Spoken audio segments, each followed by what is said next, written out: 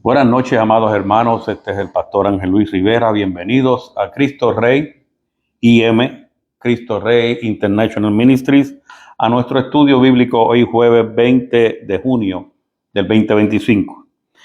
Pero antes de comenzar nuestro estudio de esta tarde, casi noche aquí en la Florida Central, vamos a ir delante de la presencia de Dios. Padre, te alabamos, te bendecimos, te glorificamos, te damos gracias, Señor, por la oportunidad que tú nos das, Padre Santo, de venir y escuchar tu palabra, Señor, de aprender de tu palabra, Padre. Tú nos hablas por medio de la misma, Señor, de estos mensajes, de estas enseñanzas, Señor. Te damos gracias por la vida que nos has dado. Te damos gracias, Padre amado, porque hasta aquí nos has traído, Señor. Te damos gracias por todo lo bueno que ocurre en nuestra vida, así como las cosas que no entendemos, Padre amado, que nos afectan, Señor.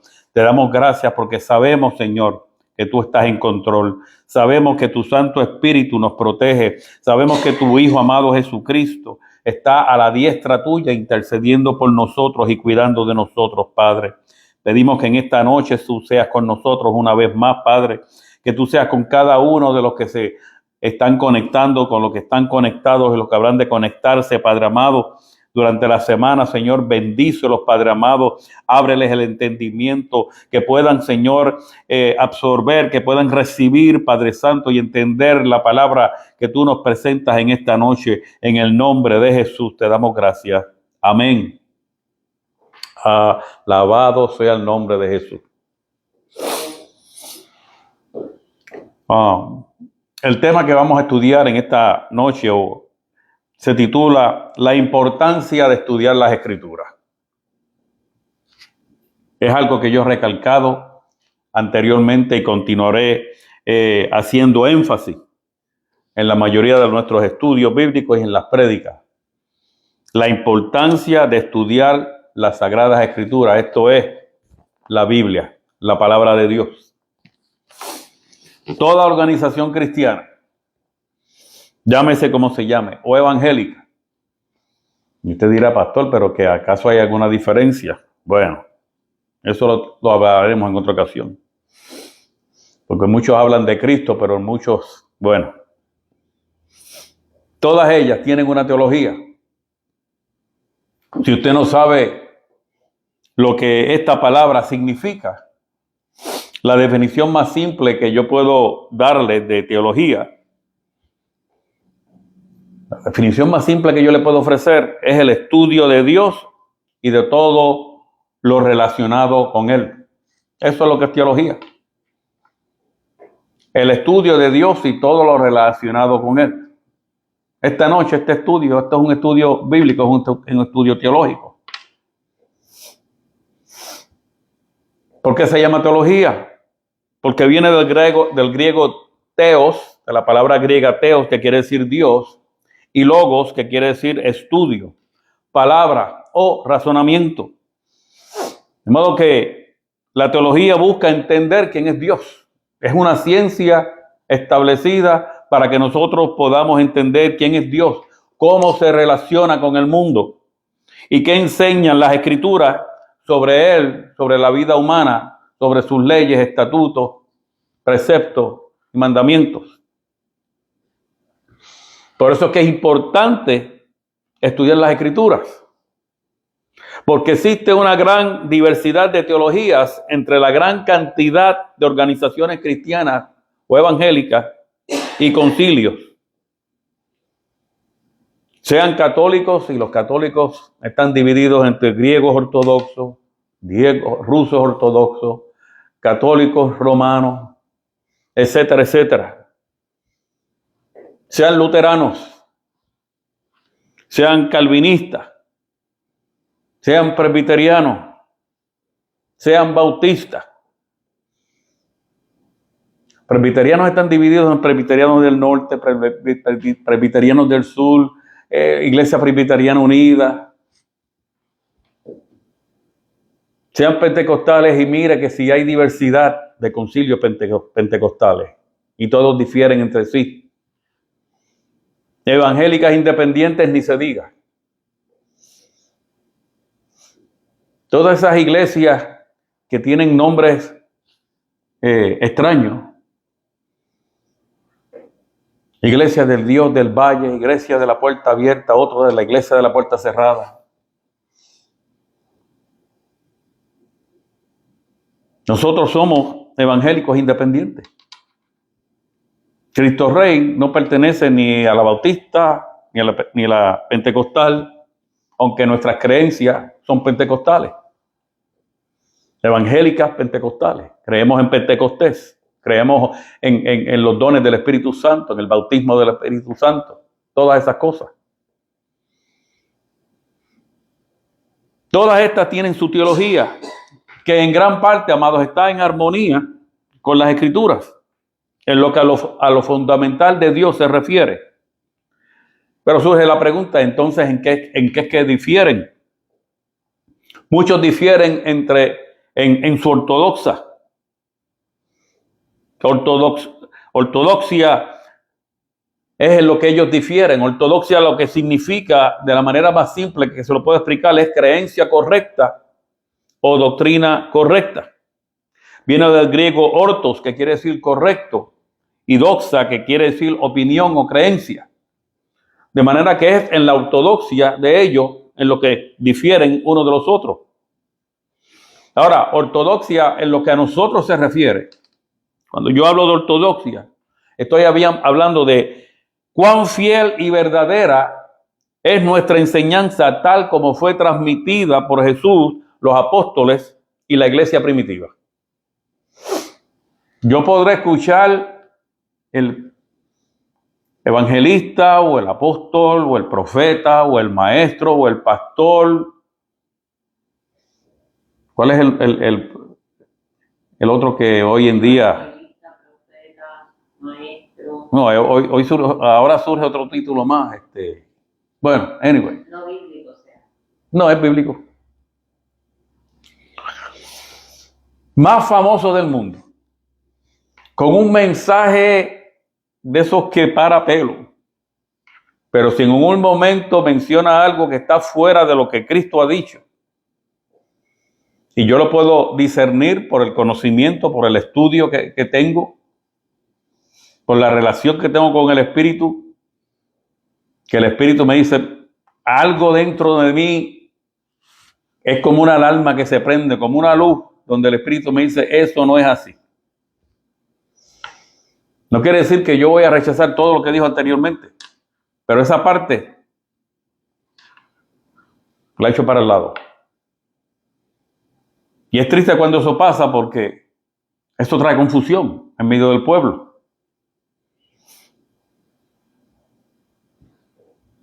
La ortodoxia también es lo que una comunidad de creyentes local, o sea, la iglesia ha reconocido históricamente como doctrina verdadera en oposición a lo que se considera una herejía, o sea, un error doctrinal. Por ejemplo, enseñar que Jesús es Dios, a la vez es, cuando nosotros enseñamos que Jesús y Dios son lo mismo, que Jesús es Dios y hombre a la misma vez, eso es una enseñanza ortodoxa dentro del cristianismo. Es una doctrina fundamental del Evangelio, es un dogma irrefutable porque es lo que el Nuevo Testamento enseña, porque fue así declarado por Jesús. Salió de los labios de Jesús. De modo que puede existir una teología errónea que lleva a una ortodoxa errónea, que bien puede desarrollarse en un dogma erróneo. Y la palabra para denominar un dogma erróneo teológicamente se le llama herejía. En términos teológicos, cuando hablamos de herejía, lo que estamos hablando es de un dogma, de una enseñanza errónea. ¿Por qué herejía? Eso viene del griego airesis, que quiere decir la elección o secta. Es la doctrina o creencia que se opone a la ortodoxia, o sea, a la enseñanza correcta establecida por una religión, especialmente en el cristianismo. Otras religiones pueden denominar nuestras creencias como herejía, porque están en contra de lo que ellos enseñan.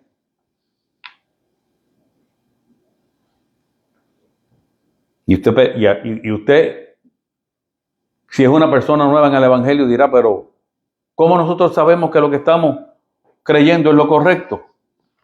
Porque hay un testimonio en este libro llamado la Biblia, que desde Génesis y Apocalipsis apunta a Cristo, nuestro Señor y Salvador.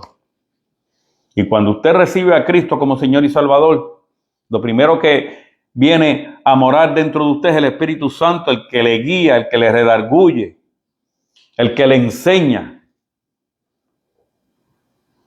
Y que le dicen esta noche, es importante que usted decida estudiar las Escrituras, que pase tiempo estudiando las Escrituras. Otro término relacionado es heterodoxia. Cuando hablamos de heterodoxia, estamos hablando de una doctrina o una interpretación que se aparta parcialmente de la ortodoxia, o sea, de la enseñanza correcta, sin llegar a necesariamente ser una teología. Está el error doctrinal. Es el término más general que puede usarse para señalar una enseñanza incorrecta. O sea, que no es necesariamente una herejía, más bien es un disparate.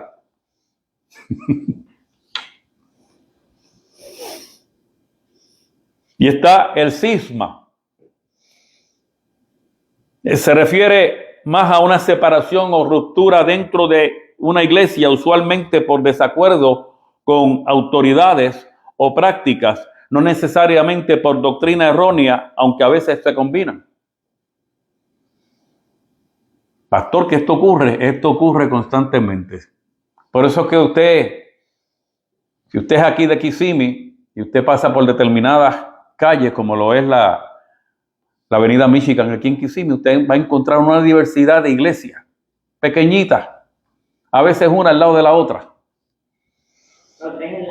En lo que usted viene del pueblo de Kissimmee acá, se va a encontrar como 10 iglesias cristianas, evangélicas.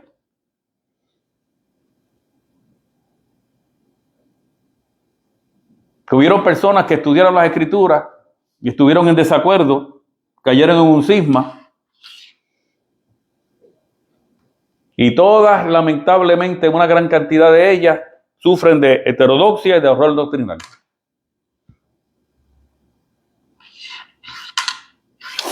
Entonces, cuando estudiamos las Escrituras, nosotros evitamos ese problema y podemos desarrollar una teología correcta, una ortodoxia saludable y una sana doctrina. Pastor, pero yo leo la Biblia todos los días. Eso es muy bueno y saludable, amado. Pero leer no es lo mismo que estudiar. Entienda esto. Leer sobre la Biblia es mirar su contenido para entenderlo de forma general. Es como hojear un libro o un artículo para tener una idea de qué se trata, sin profundizar demasiado en ello. Ahora, estudiar la Biblia implica leer con atención. No solamente con atención, con esfuerzo. ¿Para qué? Para aprender y recordar lo que se lee. Implica concentrarse, tomar nota, buscar el significado de determinadas palabras, hacer resúmenes, repetir la información y tratar de comprenderla bien.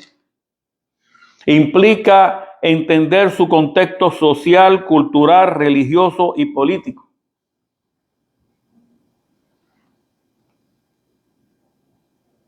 No es solamente leerla. Porque hay muchas palabras en el Antiguo Testamento que en hebreo significan una cosa completamente opuesta a lo que significa hoy en día para nosotros. Y pastor, ¿cómo yo sé eso? Palabras que ahí donde usted viene y compra un diccionario bíblico, y no un diccionario bíblico barato, un buen diccionario bíblico, que le explique, por ejemplo, la palabra se enojó o la palabra pensó, ¿qué significaba en hebreo? Porque se va a sorprender de tantas palabras que están en la Biblia, en el Antiguo Testamento, que significan un montón de cosas distintas a las que significan hoy. Y lo mismo sucede con el griego en el Nuevo Testamento. Y para eso son los diccionarios bíblicos. Están libros que nos enseñan a aprender hermenéutica. Hermenéutica es la esencia de la interpretación de textos. Y hay libros de introducción a la hermenéutica o hermenéutica básica.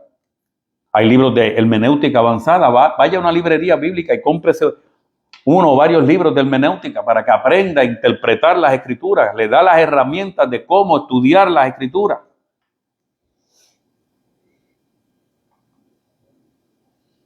Porque es importante entender su contexto social, porque muchos de los escritos, muchas de las cosas que se explican, tanto en el Antiguo como en el Nuevo Testamento, había un contexto social que es importante entenderlo, así como uno religioso y político. ¿Qué estaba sucediendo en aquella época en cuanto a lo social, en cuanto a lo religioso y lo político? ¿Por qué se dijo lo que se dijo? ¿A quién se le dijo? ¿Cuándo se le dijo? ¿Bajo qué circunstancias se le dijo? Y eso nos ayuda a entender el mensaje que Dios a través de su palabra tiene para nosotros hoy día. O sea que leer es conocer por encimita, superficialmente. Pero estudiar es aprender de verdad, es conocimiento profundo. Y cuando esto se une a la meditación, a la búsqueda de la presencia de Dios mediante la guía del Espíritu Santo, con todas esas herramientas, yo le digo, Dios se va a manifestar en su vida y le va a abrir las puertas de los cielos, le va a abrir el entendimiento y usted va a adquirir un conocimiento de las Escrituras que difícilmente alguien se va a parar en un altar a tratar de venderle chinas por botella. Esto es, a decirle cosas con excusa, como muchos dicen, no, que en el original, ¿qué es original de original? Si los rollos del Mar Muerto que se encontraron hace muchos años atrás son copias de los originales no existen. Pero a pesar de que los originales no existen, el mensaje de la palabra es tan y tan claro que apunta a Cristo desde Génesis a Apocalipsis. Y el Espíritu Santo nos da testimonio que es la verdad revelada de Dios, que no nos queda duda alguna de que a pesar de que existen tantas versiones de la palabra, traducción viviente, Biblia del Oso, Biblia de las Américas, King James, Reina Valera y tantas otras, todas tienen el mismo mensaje. Y este es que apunta a Cristo. Ahora, veamos el siguiente ejemplo de por qué es tan importante leer las Escrituras. Muchas personas que llevan años y años son fieles creyentes en Cristo. Son fieles personas que asisten a la iglesia, le sirven al Señor en diversidad de ministerios. Tienen familiares que no son creyentes. Los padres van a la iglesia, sirven, como dije, en diversidad de ministerios, son fieles a Dios y a la iglesia, pero varios de sus hijos o todos sus hijos, o ninguno de sus hijos no van. A veces es lo contrario. Es el hijo el que es el creyente y los padres no van. O algún familiar muy cercano a ellos que aman con todo el corazón.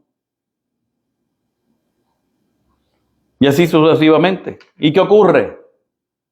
Dentro de una lectura de la palabra o de algún hermano que a manera de una exhortación consoladora le hace referencia al versículo de Hechos capítulo 16, versículo 31, que dice, cree en el Señor Jesucristo y serás salvo tú y tu casa. Ya, hermano, no se preocupe, usted es un creyente fiel. La palabra dice que cree en el Señor Jesucristo y serás salvo tú y tu casa. Y tú no lo ves ahora, pero lo vas a ver. Confía en Dios. La palabra lo dice, que porque tú creíste, todos ellos van a terminar convirtiéndose al evangelio. Entonces sucede que la persona se siente tranquilidad de que según ese versículo, tarde o temprano, ese familiar, ese padre, esa madre, ese hijo, esa hija, ese tío, ese hermano, esos abuelos, vendrán a Cristo y serán salvos. Y oran por ellos. A veces se olvidan hasta... Ahora, para entender la profundidad de este sencillo y poderoso verso, debemos entender su contexto inmediato. O sea, su contexto exegético. Cuando hablamos de exégesis, estamos hablando de cómo interpretarlo. Entonces, hágase la pregunta, ¿quién lo dijo? ¿Por qué lo dijo? ¿A quién se lo dijo? ¿Y bajo cuáles circunstancias se lo dijo? Me dijo, me estoy refiriendo a quién fue el que dijo, cree en el Señor Jesucristo y serás salvo tú y tu casa. ¿Por qué lo dijo? ¿A quién se lo dijo? ¿Y bajo cuáles circunstancias se lo dijo? Y en este caso, este versículo forma parte del relato de Pablo y Silas cuando se encontraban en prisión en Filipos. Mientras estuvieron en la cárcel, ¿qué sucedió? Un terremoto milagroso abre las puertas de la cárcel. Esto está en Hechos capítulo 16, versículo 26. El carcelero piensa que los prisioneros han escapado y está dispuesto a suicidarse. Usted lo va a ver en el versículo 27. Y es aquí que Pablo lo detiene y el hombre, conmovido por el suceso, pregunta, señores, ¿qué debo hacer para ser salvo? Porque me van a limpiar la cachimba. Yo soy responsable por ustedes. Y ahora las puertas de la cárcel están abiertas y los presos se van a escapar. Este hombre estaba preocupado por su salvación, de que no lo mataran. Preocupado por ser ejecutado por los magistrados de aquella ciudad. Porque la puerta de la cárcel estaba abierta. Y él se creía que los presos se habían escapado. Y aquí Pablo aprovecha la ocasión para presentarle el evangelio de Cristo. De modo que Pablo y Silas le responden diciéndole, cree en el Señor Jesucristo y serás salvo tú y tu casa.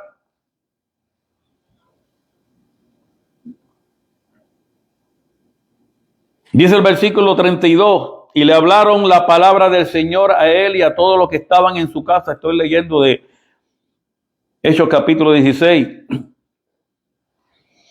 Y él, tomándolos en aquella misma hora de la noche, les lavó las heridas. ¿Quién? El carcelero. Y enseguida se bautizó él con todo lo suyo. Y llevándolos a su casa, les puso la mesa y se regocijó con toda su casa de haber creído a Dios. Entonces, amado, yo te hago la pregunta. Esto es prueba irrefutable para establecer un dogma de la salvación, o sea, una enseñanza que tiene que ver con la salvación. O sea, es esto prueba de que cuando una persona acepta a Cristo como Señor y Salvador, cree, su familia eventualmente va a ser salva. ¿Qué dice la teología? O sea, el estudio de la salvación. En términos teológicos, esto se conoce como soteriología. Dentro de la teología de la ciencia hay una sección que se llama soteriología, así como está la neumología, que tiene que ver con el Espíritu Santo, la cristología, que tiene que ver con Cristo, y etcétera, etcétera. ¿Qué dice la teología o cuando estudiamos todo aquello que tiene que ver con la salvación? Número 1, que la fe es el medio exclusivo de la salvación. El verbo griego pisteusón, que quiere decir cree, está en imperativo activo. En los manuscritos griegos, cuando Pablo dice cree, está diciendo pisteusón, le está diciendo, este verbo está en imperativo activo, lo que implica una acción decidida e inmediata. Esto resalta que la salvación no se obtiene por obras, no se obtiene por rituales, no se obtiene por herencia religiosa, sino únicamente por la fe en Jesucristo, lo cual concuerda con toda la enseñanza del apóstol Pablo en Romanos capítulo 5, versículo 1, que dice: justificados pues por la fe, tenemos paz para con Dios por medio de ¿quién? De nuestro Señor Jesucristo. El estudio de la salvación dice, número 2, que Cristo es el fundamento exclusivo de la fe. Pablo no dice simplemente cree en Dios, sino cree en el Señor Jesucristo, lo cual reconoce a Jesús como Señor, como Kyrios. Eso es una designación divina, Señor con letra mayúscula. Reconoce a Jesús como Cristo, como el Mesías, y reconoce a Jesús como Salvador personal. Entonces, porque Pablo dice tú y tu casa, implica una salvación colectiva o una promesa familiar. ¿Implica que la fe del carcelero automáticamente salvó a toda su familia? No. El contexto nos muestra en el versículo 32 que la palabra fue predicada a todos los de su casa, y en el versículo 34 dice que todos creyeron. Por lo tanto, esta frase puede entenderse como una promesa para que toda la familia tenga una oportunidad para la salvación. Y que para que cada miembro de esa familia necesita ejercer su propia fe, o sea, creer.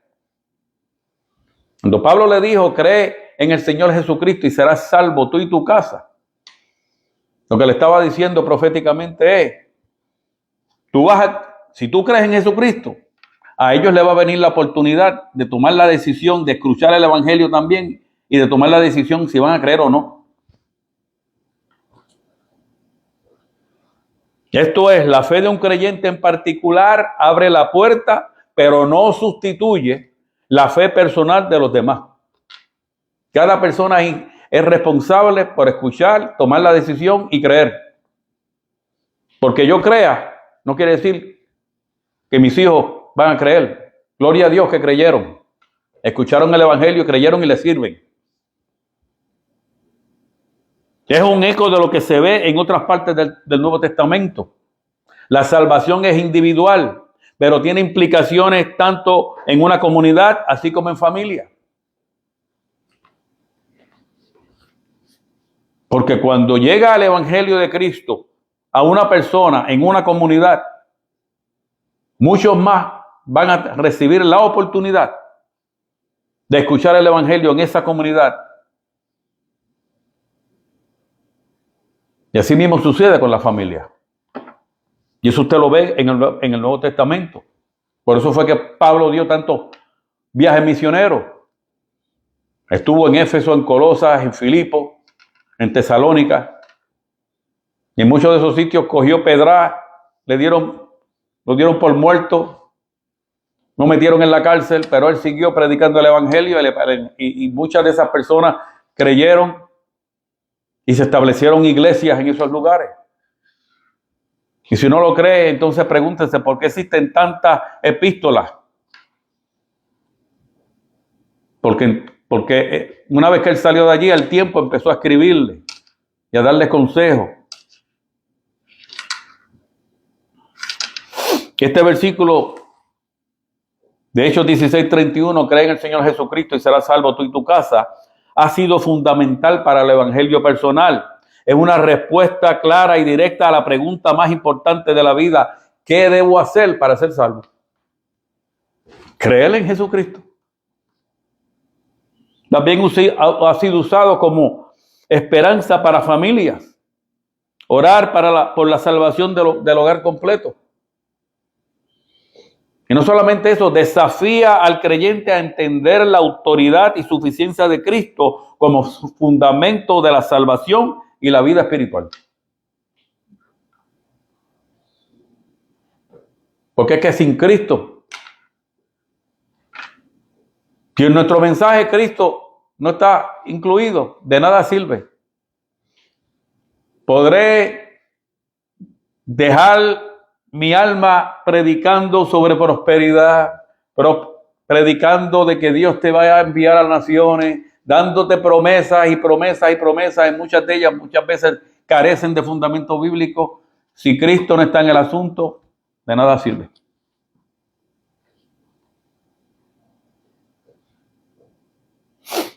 Entonces podemos concluir que Hechos 16:31 es un resumen teológico de la doctrina de la salvación por gracia mediante la fe en Cristo. En un solo versículo se afirma la necesidad de una respuesta de fe personal. La verdad absoluta de Jesucristo como Señor y Salvador. Y la esperanza de que cuando una persona en la casa cree, los demás pueden llegar a creer. Por ejemplo. Por eso es tan importante estudiar las Escrituras, amados. Porque una persona que malinterpreta este versículo va a vivir toda una vida. Déjalo. Y a veces hasta caen en el error de participar de las actividades de ellos. Y ellos dirán, pero ¿y este dice que es cristiano? Y míralo. Porque la gente para creer, a veces se le ponen la cosa difícil a uno. Pero para señalar la falta, esos son unos expertos. Veamos otro ejemplo. En este caso vamos a ver Juan capítulo 14, versículo 13. Este sí que me gusta, pastora. Juan capítulo 14, versículo 13. Jesús está hablando y le dice a sus discípulos, y todo lo que pidieres al Padre en mi nombre, lo haré, para que el Padre sea glorificado en el Hijo. Y la mayor parte de la gente escucha, y todo lo que pidieres al Padre en mi nombre, lo haré. Y lo creen de todo corazón y dicen, todo lo que yo le pida a Dios en el nombre de Jesús, me va a ser dado. Enseguida sacan una lista de supermercado más grande y comienzan a pedir. Y comienzan a declarar. Yo declaro por la palabra que dice que todo lo que le pida al Padre en el nombre de Jesús lo va a hacer. Y yo declaro esto, y yo declaro aquello, y yo declaro para acá. Y te pasas 5, 10, 15 años declarando hasta que pierdes la fe porque no sucede nada.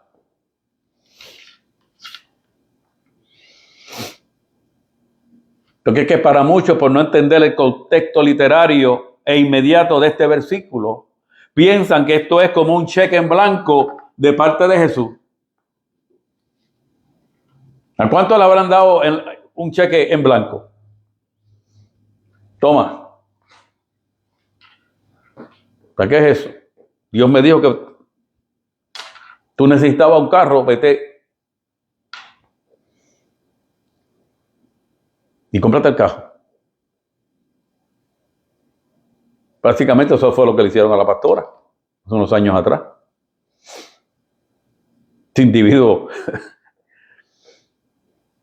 simplemente le preguntó al del dealer, ¿cuánto es que vale? Tanto. Aquí tiene. Pero este versículo bíblico no es un cheque en blanco. Entonces vamos al contexto literario inmediato. Este versículo es parte del discurso de despedida de Jesús que se encuentra entre los capítulos 13 al 17 del Evangelio de Juan. Y en este discurso él está preparando a sus discípulos para su partida. A ese proceso de la crucifixión, la resurrección y la ascensión al cielo. Él los está preparando. Aquí Jesús les asegura que esa relación que ellos tienen con Él y con el Padre va a continuar mediante el Espíritu Santo y que ellos serán parte, ellos seguirán participando de su misión. Tiene que ver con el evangelismo que ahora los discípulos tendrán que ejercer al continuar la obra evangelística de Cristo. Ellos van a predicar el evangelio que Cristo predicó. Ellos van a recibir el Espíritu Santo, mediante el cual van a recibir esa gloria que Dios le dio a Cristo como hombre aquí en la tierra para poder llevar a cabo milagros, prodigios, sanidades y toda clase de poder.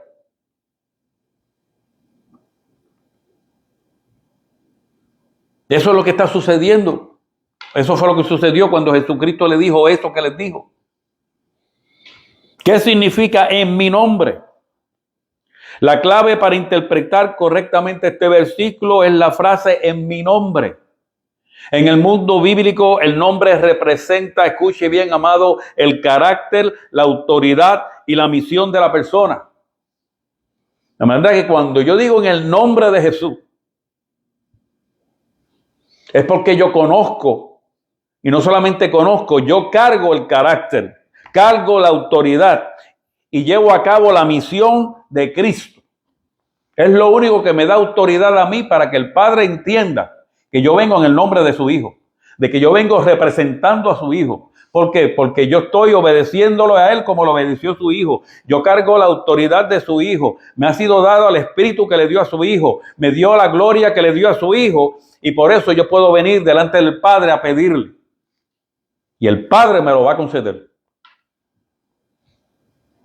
Entonces, pedir algo en el nombre de Jesús no significa simplemente incluir como manera de una costumbre la frase en el nombre de Jesús al final de una oración. Pues porque eso fue lo que yo aprendí. Así que lo dice todo el mundo. Eso es lo que dice la palabra. Que cuando yo pida en el nombre de Jesús. Entonces encontramos a personas pidiendo casas en el nombre de Jesús, pidiendo carros en el nombre de Jesús, pidiendo esto y pidiendo aquello en el nombre de Jesús. Como por costumbre, como una muletilla. Cuando nosotros pedimos en el nombre de Jesús, estamos conscientes que estamos en un solo pensamiento entre yo y Jesús. ¿Por qué? Porque tengo una relación tan íntima y personal con Dios que literalmente me he ganado la confianza de Jesús a tal punto que yo puedo ir ante el Padre a pedirle algo en el nombre de su Hijo, o sea que yo vengo en representación de su Hijo.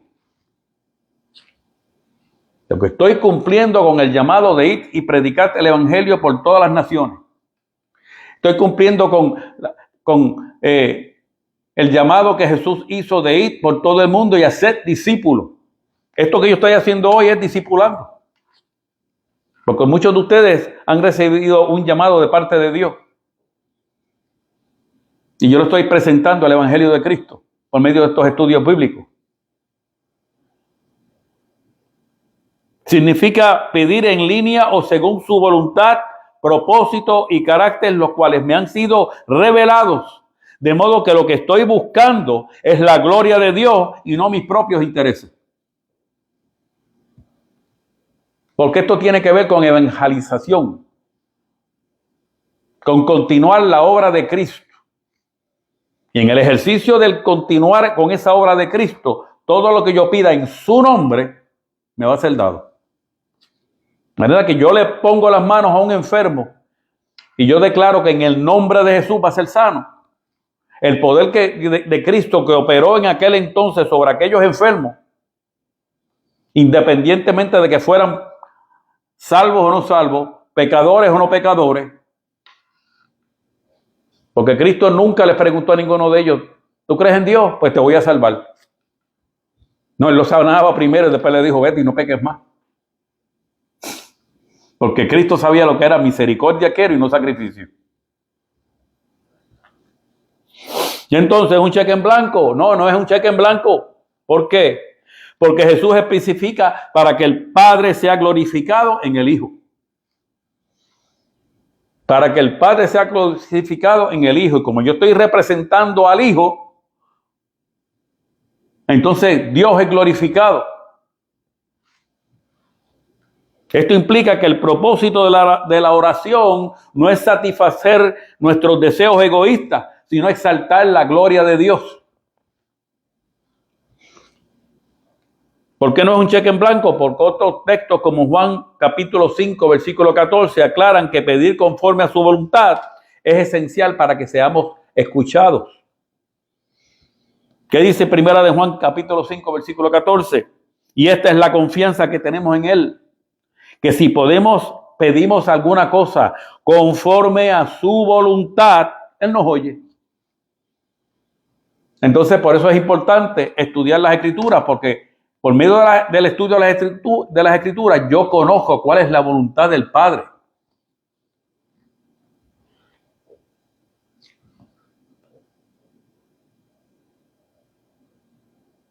Y cuando yo conozco cuál es la voluntad del Padre, yo sé a dónde Dios me envía, por qué me envía, cuándo es que me envía. Yo sé lo que Dios quiere que yo haga en ese momento. Este versículo implica una relación de comunión, en donde nosotros los creyentes debemos estar dirigidos por el Espíritu Santo y como resultado de una relación íntima y personal con Dios, con Cristo y con el Espíritu Santo, entendemos cuál es la voluntad de Dios y de acuerdo a ella le pedimos al Padre.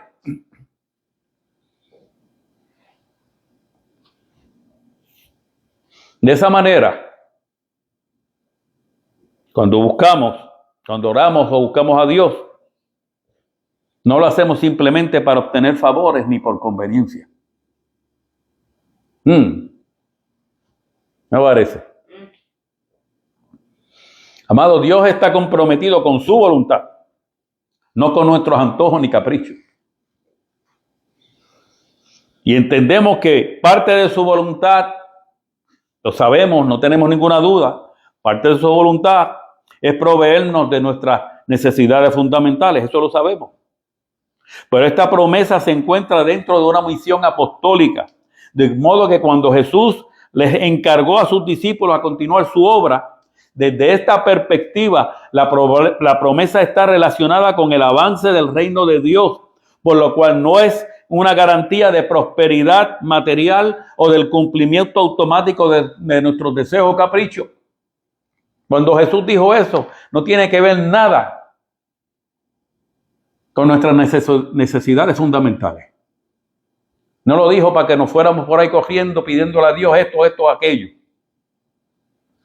De modo que Juan capítulo 14, versículo 13, no es un cheque en blanco, es una poderosa promesa condicionada por el carácter y la misión de Cristo.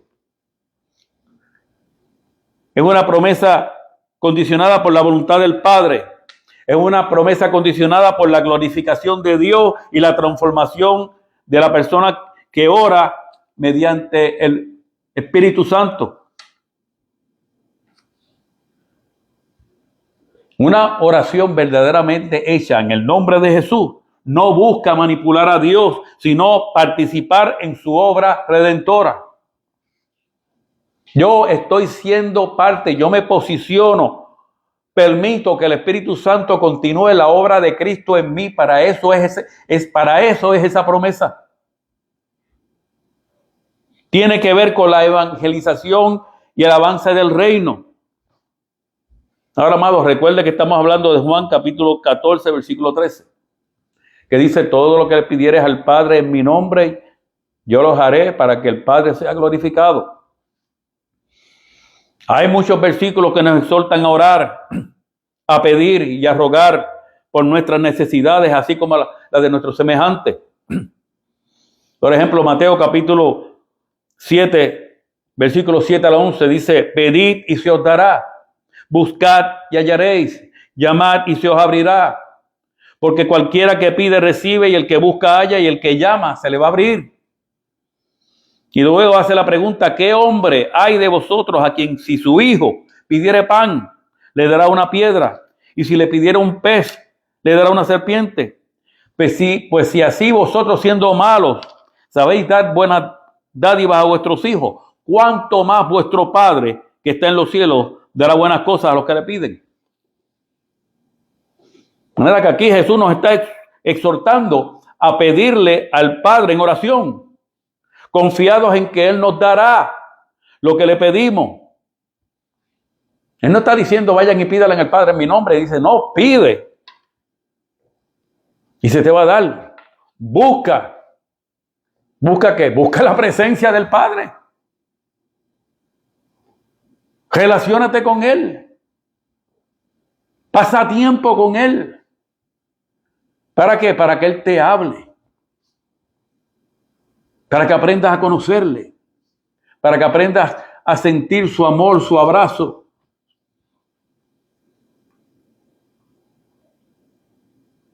Pedid y se os dará, buscáis y hallaréis, porque es que cuando usted busca al Padre, el Padre no te va a ignorar. El Padre te va a recibir. Y cuando lo llamas, Él te va a responder, te va a abrir la puerta.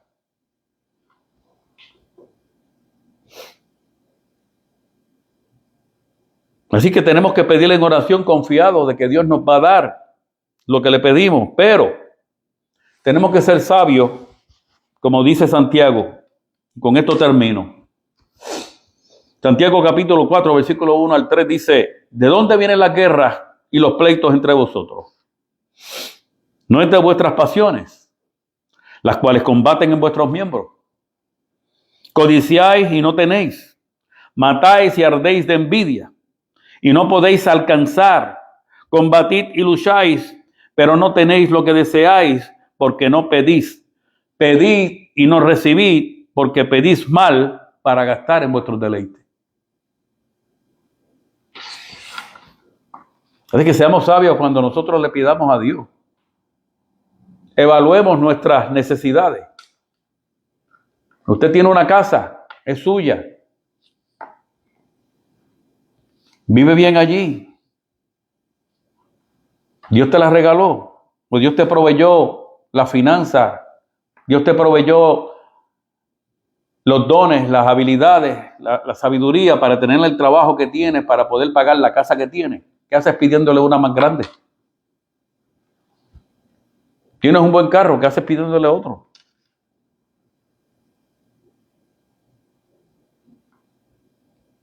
Amados, busquemos estudiar las Escrituras. Estudien un instituto. No por amor a un diploma o un título teológico, sino para que conocer más verdaderamente a Dios y entender con claridad lo que Él dijo.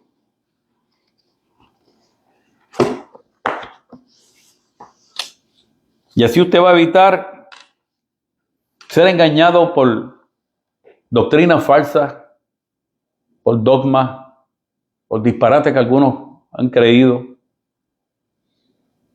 por nuevos evangelios que están surgiendo. Nuevos inventos, mezclados con filosofías antiguas. Ya Dios habló, y lo que Él habló está implícito aquí, está claro aquí. Por eso todo lo que nosotros predicamos y enseñamos, por eso yo doy tanto versículo bíblico y la pastora los apunta para que usted los pueda ver.